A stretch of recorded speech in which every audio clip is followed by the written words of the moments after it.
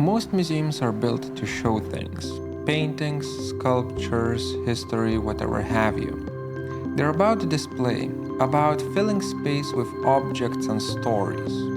But here in Kanazawa, there is a museum that does quite the opposite.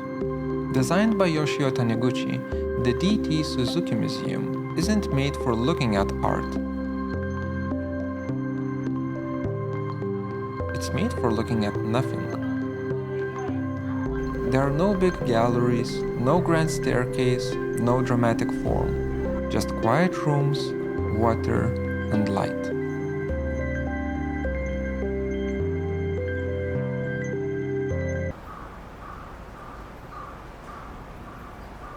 It's a museum you don't visit to see something. It's a place you visit to feel something.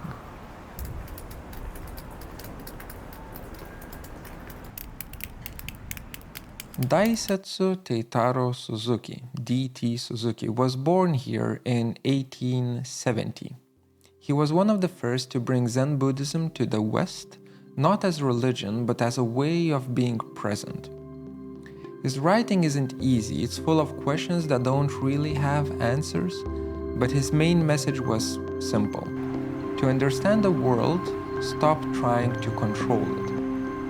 Yoshio Taniguchi took that idea and built it into architecture. And the museum is small, just 3 connected wings and 3 gardens, around 630 square meters or 6,800 square feet for you weirdos out there in total. The first wing is the entrance, and it's slow and it's quiet. It pulls you away from the noise of the city and slows you down. The second is the exhibition space. Here you find Suzuki's books, his letters, his thoughts. Nothing flashy, just text, paper, and stillness. And then there's the last wing, the contemplative space. A single square room with 4 openings, looking over a still pool of water. This is where the architecture stops being a building and it actually becomes something a little bit more. In tandem with these 3 wings, we have 3 gardens. Each garden marks a stage in that journey. The first one near the entrance is like a pause, a breath before you step inside. The second is narrow, like a path in the tea ceremony garden. It's about transition, and you can't actually take pictures there. And the third, the water mirror garden, is where everything falls silent.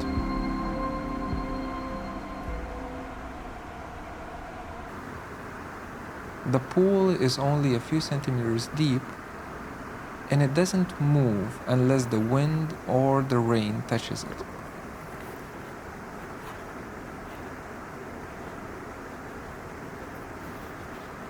And actually, from time to time, there is a fountain burst that lasts only for a split second. And even on a calm, sunny day, it makes sure that the mirror is not always perfect. Wabi-sabi aesthetic comes in.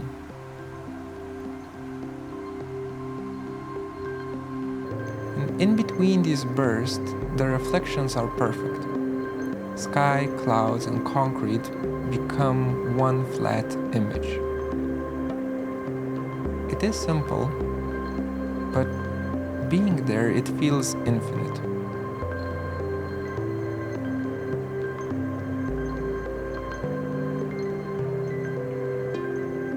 Taniguchi's architecture is about precision you almost don't notice.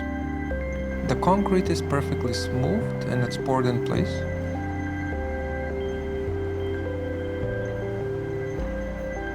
The glass sits flush with the floor, no visible frame or no trim, no distraction, nothing to take you out of the mood. Every joint is a decision about what? About silence. There's no decoration.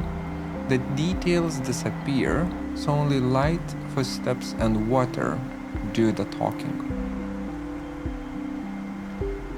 In the afternoon, reflections move gently across the walls. In the evening, the whole room becomes a soft mirror.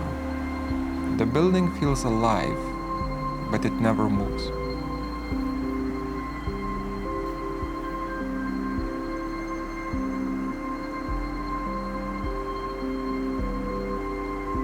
Typically, museums that you visit aim to show and explain to you things that are being shown, to explain what you should get out of it.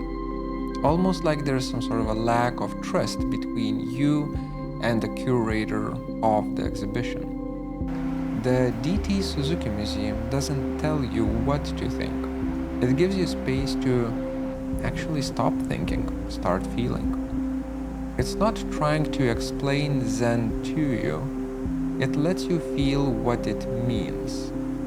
That emptiness isn't nothingness.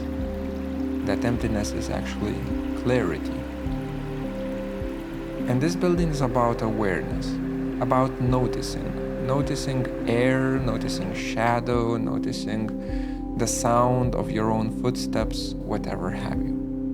In most museums, you move through rooms filled with objects, while here you move through small little happenings, small little moments, if you will. There was a quote by Yoshio Taniguchi where he said that he wants his architecture to disappear. And here I would argue that it actually does. The walls, the glass, the reflections, all of it, they all stop feeling like design. They're just kind of there.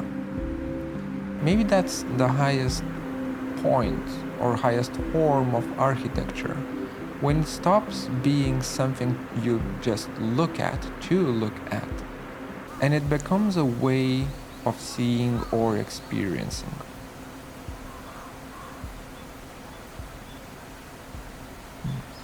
Writing closing thoughts for this was, for some reason, really difficult. All aspects of architecture that I'm used to talking about compared to what I experienced in this building feel somewhat pragmatic, somehow blunt. I don't want this video to be overly poetic, but it kind of feels like it just has to be this way. And so be it.